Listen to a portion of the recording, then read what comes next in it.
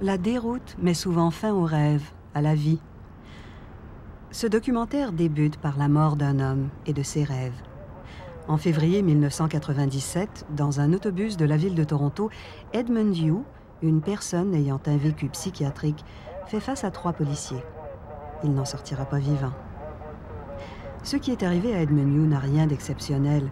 D'autres incidents du genre, tout aussi fatals, se sont produits à Toronto et ailleurs au pays. Mais la mort d'Edmund Hugh a fait beaucoup de bruit et elle a soulevé de nombreuses questions au sujet du comportement de la police en situation d'urgence de santé mentale. Les forces policières ont elles-mêmes soulevé des questions, tout comme l'enquête officielle subséquente. La communauté à laquelle appartenait Edmund Hugh a elle aussi posé des questions. Elle se compose d'individus qui se décrivent comme des personnes ayant un vécu psychiatrique, dorénavant tout simplement des PVP. Enfin, moi aussi je cherchais des réponses à la mort d'Edmund. Quel devrait être le rôle des policiers dans de telles situations?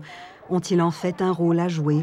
Ou devrait-on plutôt faire appel à des travailleurs en santé mentale, des pairs, des groupes de soutien, bref, des gens qui ne sont pas armés?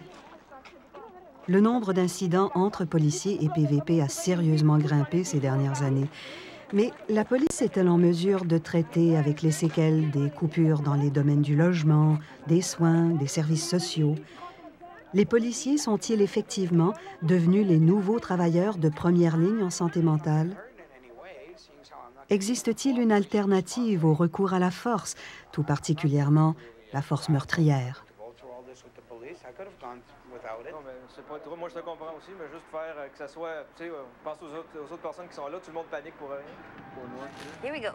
Here we go. Here we go. Here we go. No, it's just it was close to.